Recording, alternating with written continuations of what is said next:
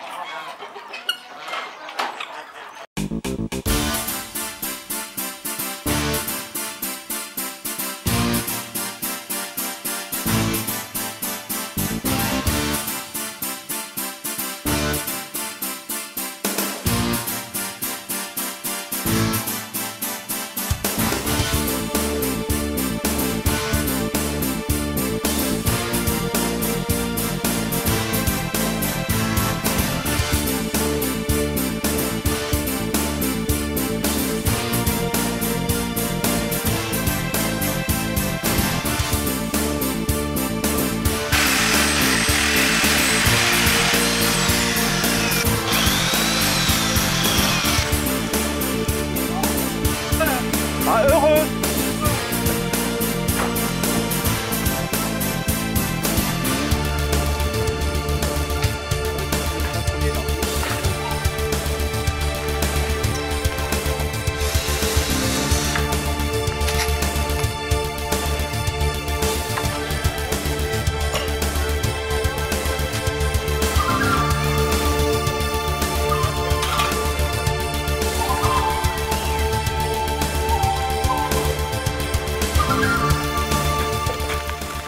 Bonjour, on est aujourd'hui à la Ville Auger, samedi 13 juin. Là, on organise une fête un peu des jardins partagés, une fête locale du pays de Saint-Brieuc. Donc on invite tous les jardins partagés du secteur du pays de Saint-Brieuc à y participer. Il y a une série d'ateliers cet après-midi de 14 h à 18 h. Avec les incroyables comestibles, l'association N'est pas que des cajots, Wanardrose Nature, Vers le jardin qui présente un petit peu les divers jardins partagés qu'il y a sur Saint-Brieuc et les alentours. Et puis du coup aussi, comme on est accueilli à la Ville Auger, on a la chance de pouvoir visiter le jardin sensoriel qui n'est ouvert que pour les groupes scolaires en temps normal. Donc du coup il y aura une série de visites guidées. Et le rucher aussi de l'agglo qui pourra être visité par petits groupes et expliquer un peu les rudiments de l'apiculture sur le site. Voilà, donc on espère avoir un petit peu de monde quand même et puis et on a en tout cas le beau temps avec nous. Ça fait un peu aquarium là et donc là elle ventile pour rafraîchir en fait. Alors si vous en voyez un qui est plus gros, ou 2, ou 3, ou 4, ce sont les faux bourdons. Ah ouais. Et pourquoi qu'est-ce qu'ils font là eux, parmi les abeilles? Eh bien ce sont les mâles. En fait dans la ruche on a 300 d'abeilles, on a 3 habitants. On a celle que tout le monde connaît, Les ouvrières, la reine, la maman de toutes les abeilles, les ouvrières et les faux bourdons. Les mâles en fait ça s'appelle des faux bourdons. Les mâles des abeilles. Ah ouais, mais ça s'appelle pas les abeilles. Non, c'est des abeilles mâles, mais du coup ils ont un petit nom. Donc si vous regardez, là on voit bien les cellules de faux bourdons. Ça c'est un cadre de couvain, donc là où il y a les bébés. J'ai pas pris assez le temps tout à l'heure, mais si on regarde bien, on a le cadre de couvain, c'est les grosses alvéoles là, et puis les plus petites alvéoles qui sont fermées, qui sont operculées aussi, ça c'est les ouvrières. Et ça c'est un cadre où presque tout a éclos. Elles font quoi en ce moment là dans les abeilles? Là elles se demandent ce qu'elles font là. Elles se demandent. Elles sont en train de se nourrir, alors on voit là où ça brille c'est du miel. On voit un petit peu, je ne sais pas si vous voyez. Là, celles-ci sont en train d'essayer de chercher la sortie. Et si on avait eu la reine, je pense que la reine n'est pas là parce que, à moins que... Ah, c'est ça qui est dur peut-être. Elle est grosse et puis elle n'est pas près de dos comme ça. Ouais, faut encore savoir, enfin, les spécialistes. Mais du coup, là, celles-là, on les voit, elles ont la tête dedans, là, elles sont en train de se nourrir. Elles mangent un peu de miel. Et si...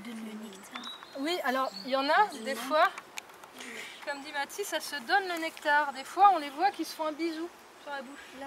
Oh. Et en fait, elles sont en train de se donner oui. le miel de l'une à l'autre. Voilà. Et alors... La ville a été contactée par l'association Vers le Jardin il y a 2-3 ans pour développer les jardins partagés sur la ville. Donc cette initiative a été présentée à l'ensemble des élus et a plu. C'est pour ça que la ville s'est engagée dans le développement et la création de différents jardins partagés sur tout le territoire de la ville. Donc on a effectivement, pour réaliser ces jardins, contacté plusieurs structures, supports, dont les centres sociaux, les EHPAD, les foyers des anciens, centres d'insertion. Et c'est vrai qu'avec tous ces acteurs, on a pu créer au jour d'aujourd'hui une quinzaine de jardins partagés sur la ville. Et on a aussi sollicité des écoles, donc les écoles primaires se sont mis aussi à développer des jardins partagés. On a notamment l'école Guy Repars, on a un projet sur l'école du parc à Saint-Brieuc. Donc même les scolaires s'intéressent effectivement au jardin. Et ça, c'est bien pour tout le monde. Et c'est vrai qu'à la suite des jardins partagés, on a un collectif qui s'est créé dans cette dynamique, pour prolonger cette dynamique. C'est les incroyables comestibles. Et ce collectif est en train de développer sur le centre-ville pour l'instant un certain nombre de jardins qui sont ouverts à tous. C'est-à-dire qu'ils mettent en place des carrés de jardin dans des bacs et les gens peuvent se servir eux-mêmes. Et ça, c'est tout à fait nouveau et c'est bien vu de la part de la population concernée. Donc cette dynamique-là nous a encouragés à créer, à fédérer un peu l'ensemble des jardiniers, des personnes qui travaillent autour du jardin, que ce soit dans les jardins familiaux, les jardins familiaux plutôt, ou avec le collectif Incroyable Comestible. Et c'est pour ça que cette fête, les étonnants jardins, rassemble un peu tous ces acteurs qui travaillent sur le territoire, qui œuvrent pour le développement des jardins et pour le bien commun en même temps. Donc on est là dans un souci de développement d'activités de proximité. C'est une action citoyenne qui s'inscrit dans la politique développée par les élus au niveau de l'action citoyenne. À la ferme de la Villogée, à Saint-Brieuc. Aujourd'hui a lieu une fête des jardins partagés que l'on appelle les étonnants jardins. On est le 13 juin. On espère avoir beaucoup de monde. On commence d'ici une petite demi-heure. Il fait super beau, on a beaucoup de chance. Et donc je crois que c'est la première édition de cette fête-là. Donc on a combien de stands? À peu près une dizaine de stands. Et moi je propose un stand pour le jardin La Pâture et Chêne qui est situé à Hénon, à peu près 25 minutes de Saint-Brieuc. Donc l'objectif c'est de faire connaître aux Briochins notre jardin. Donc je dis nous parce que c'est le jardin de moi Sylvaine et mon conjoint Grégory. Que l'on a récupéré de la famille il y a 3-4 ans maintenant. Et on a pour objectif de créer un jardin forêt ou forêt nourricière sur le lieu. Voilà, et donc là je suis aujourd'hui avec mon stand pour parler de tout ça et aussi pour documenter des méthodes dont on entend parler en ce moment au jardinage, méthodes de culture sur butte et sur lasagne. Donc voilà, je suis là aussi aujourd'hui pour parler de tout ça. Okay, alors je vais donner un peu plus de détails vis-à-vis de la méthode que l'on appelle butte, qu'on se trouve souvent en permaculture. L'agroécologie aussi s'en inspire. Et une autre méthode qui est connue en jardinage, le jardinage sol vivant avec Gilles Domenech. Alors donc la butte, de quoi il s'agit en fait donc sur un espace de terre où on souhaiterait créer une butte permanente. Une butte permanente, c'est un espace qui est nourri naturellement grâce à de la matière végétale et que l'on peut cultiver sur 7 à 15 ans sans autre apport extérieur comme donc fumure animale. Donc on prend un espace de terre que l'on creuse, si on peut creuser évidemment. Ensuite on y installe tout un ensemble de bois de différentes tailles. C'est très important important de faire attention à ce qu'il n'y ait pas d'espace libre entre ces différentes branches et bois de taille. Il ne faut pas qu'il y ait trop d'air à passer. Donc on met différentes tailles de bois en quinconce. Ensuite on remplit avec un petit peu d'autres matières végétales carbonées, branches, petites branches de toute taille. Ensuite après on peut mettre de la saumure si on a, ou plutôt du compost végétal. Ensuite après une autre couche qui est d'autres matières végétales type tonte de pelouse, paille, feuilles mortes, voilà, toutes les matières végétales à disposition. Ensuite par-dessus tout ça on met la terre et on repaille. Donc ça crée forcément au bout d'un moment une forme en butte dans laquelle on peut directement planter. Et cet espace-là de culture est pérenne selon la taille des morceaux de bois que l'on a mis dans la butte de 7 à 15 ans. Voilà pour la butte. Et la méthode lasagne, c'est une méthode qui est beaucoup plus accessible, où il n'y a pas besoin de toucher la terre, on laisse la terre telle qu'elle est quand on arrive sur un espace. Et sur cette terre-là, quand on a prairie ou pelouse, on coupe tout à ras, on met du carton, si on peut avoir ça, non imprimé à disposition. Ensuite, on met différentes couches de matière végétale, donc une couche de matière verte, fraîche, type tombe de pelouse, une couche de matière brune, type feuilles mortes, petits branchages, taille de haie, ensuite une recouche de tombe de pelouse, donc de matière verte et fraîche, et ainsi de suite. Et donc voilà pourquoi on appelle cette méthode lasagne, comme le plat italien. Et on finit par mettre de la terre et repaillage par-dessus. Et on laisse cet espace-là, ce nouvel espace, mûrir pendant 4 à 6 mois. L'idéal c'est de faire ça à l'automne. Et du coup on arrive au printemps avec une terre vraiment très belle et meuble dessous. Toute la vie revient dans le sol. Et donc ça permet de créer un espace de culture, de créer du sol assez rapidement quand même, sans trop de travail du dos. Moi c'est la méthode de lasagne que je préfère. En général il faut laisser un mois. Pour que la lasagne est faite, il faut laisser un mois. Pendant un mois ça chauffe comme un compost finalement. Et après donc, vous avez votre terre par-dessus. Et au bout d'un mois vous pouvez mettre un fraisier dedans. Et alors après, je sais pas. J'ai besoin de faire ça pour ma petite lasagne. Tu fais ça à la maison aussi. Tu prends du carton, tu mets la tonte de pelouse, la feuille, la tonte de pelouse, la feuille, comme ça, puis tu montes et tu montes et tu montes. Tu peux monter aussi bien si tu veux. Si ça t'amuse. Évidemment, tu vas voir tout ça. Tiens, Jean-Luc, vous pouvez voir. Tu fais quoi le 3 juillet? Ouais, à 18h30. Je présente l'association On n'est pas que des cajots. On est une association qui propose surtout des ateliers pour tout public, et l'idée c'est d'apprendre aux gens à fabriquer des choses utilitaires à partir de matériaux issus de la récupération, comme des palettes, de la chambre à air, de la bouteille plastique et toute autre matière qu'on peut récupérer.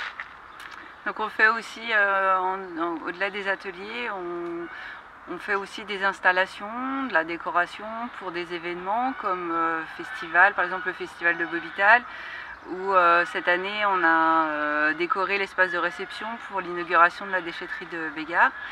Donc on peut être amené à faire ce genre de choses, et on fabrique occasionnellement des pièces qu'on peut vendre aux structures ou aux particuliers. Et j'ai mon téléphone qui va sonner, donc ça va faire du bruit. Voilà. L'association existe maintenant depuis un peu plus de 2 ans et compte actuellement une 30aine d'adhérents. Et voilà. Donc on a depuis peu un local pour accueillir les particuliers en atelier au Carré Rosengar, au-dessus de l'atelier du bois ludique. Et cet espace qui n'est pas encore l'idéal, mais ça nous permet déjà de pouvoir accueillir des particuliers directement sans passer par les structures.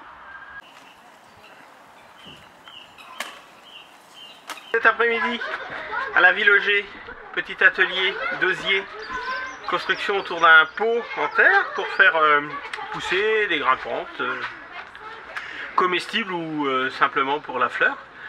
Et donc c'est une activité proposée par l'association Warbrand Nature qui vient du Pas-la-Crête à Saint-Laurent, côté de Bégard.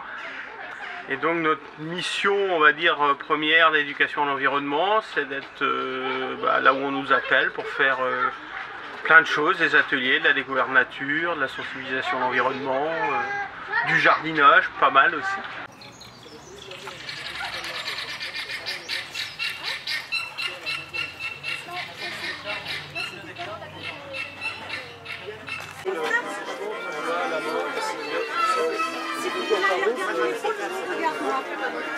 Par contre, il ne faut pas être trop vertical parce que sinon les couleurs sont...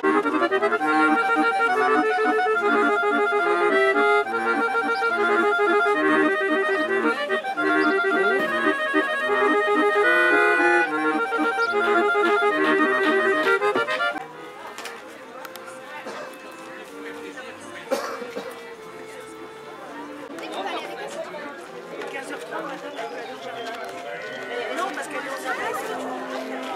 Moi, je viendrai vous chercher.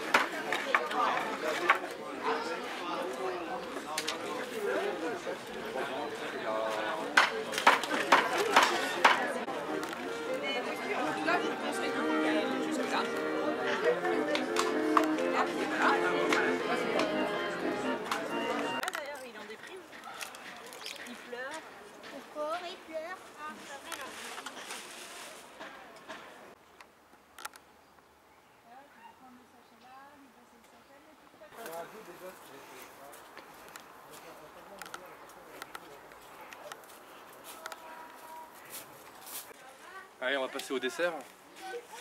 Mathis, Stéphane, donc le dessert, normalement, ça vous l'apprécierez.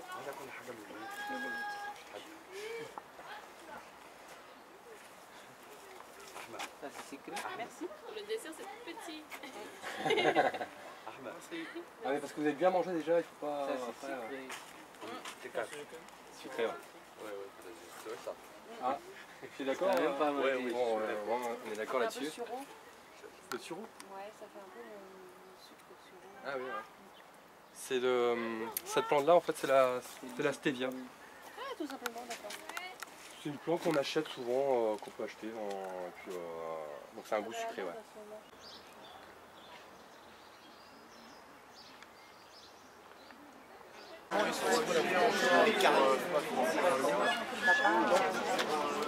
Non, j'aime pas.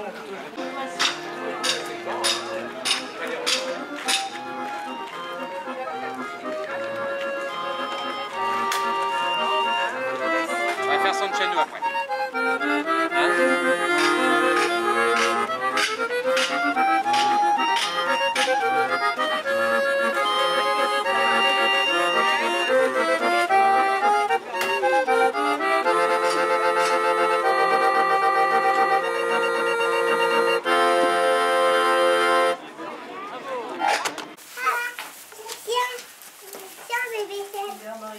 Marie, reviens par là.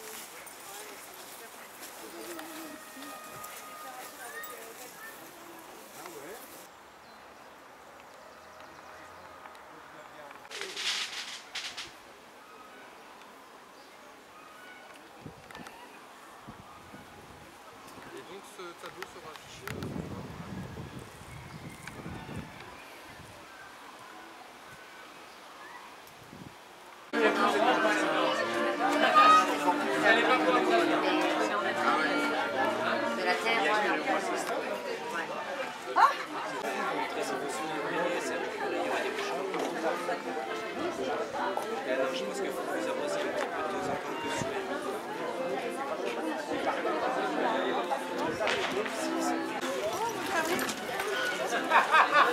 Ah bah alors.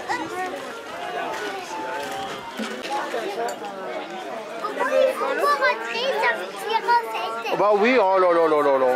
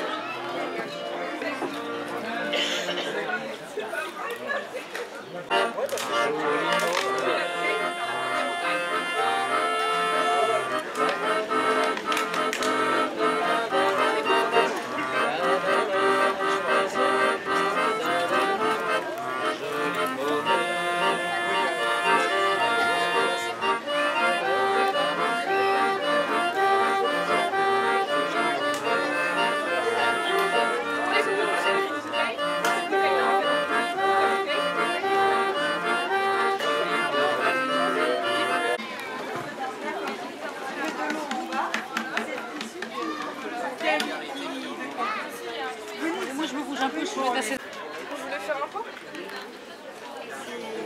C'est technique, hein. Fallait y penser, hein. Ouais. Tu veux faire des roues, les enfants? Oui. Alors, je vais vous donner ça. Faites-moi. Hop, je vais vous donner ça et vous allez avec. Ah, c'est moi qui anime, d'accord. C'est Karen qui veut faire. Et alors, vous voulez un plan avec? On a de la tomate. Alors, à chaque fois,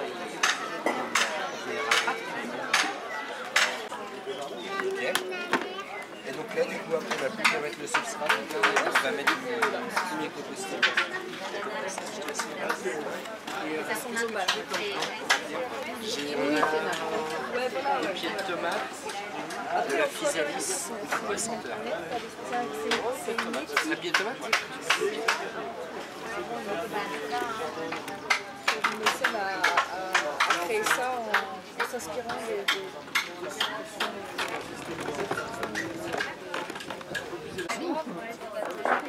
Ah, il y a du choix. Je ne marcherai plus. Mais en même temps, voilà. Ouais.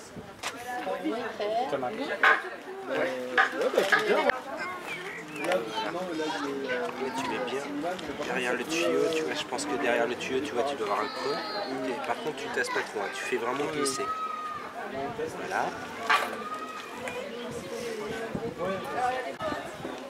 Il faut qu'elle les occupe. Je connais un peu. Pas beaucoup, mais un petit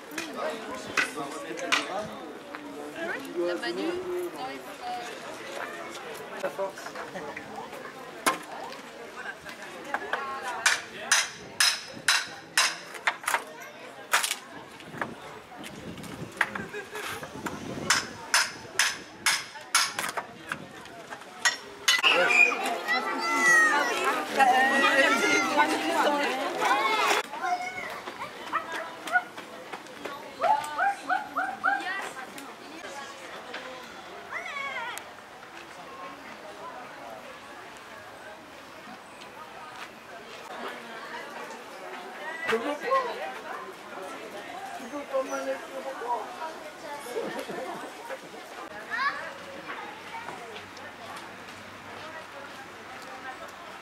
En fait, sur le jardin partagé, un qui serait bien de l'appeler, c'est plutôt le jardin PD.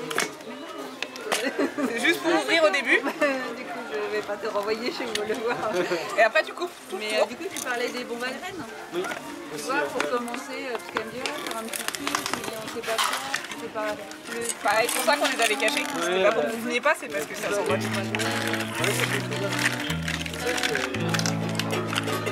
J'habite une maison au milieu d'un jardin plein soleil où tout pousse bien.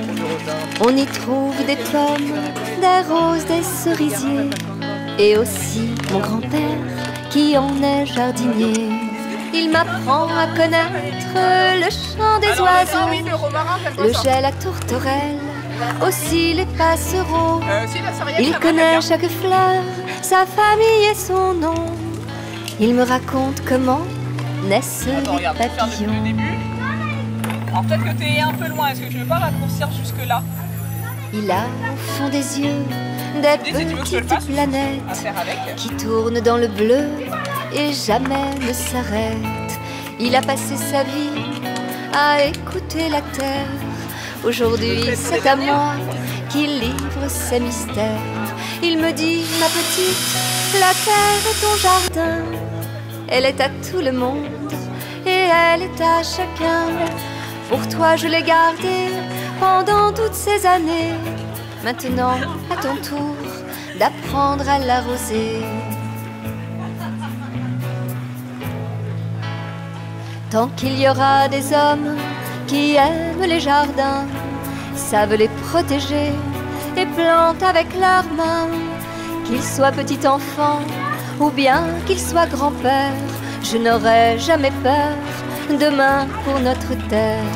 Du plus grand des jardins, nous sommes jardiniers, nous cultivons la terre, c'est un si beau métier. Merci à nos grands-pères de nous avoir montré tous les chemins de pommes, de roses, de cerisiers. J'habite ce grand jardin au cœur de l'univers, un jardin plein soleil avec de l'eau, de l'air.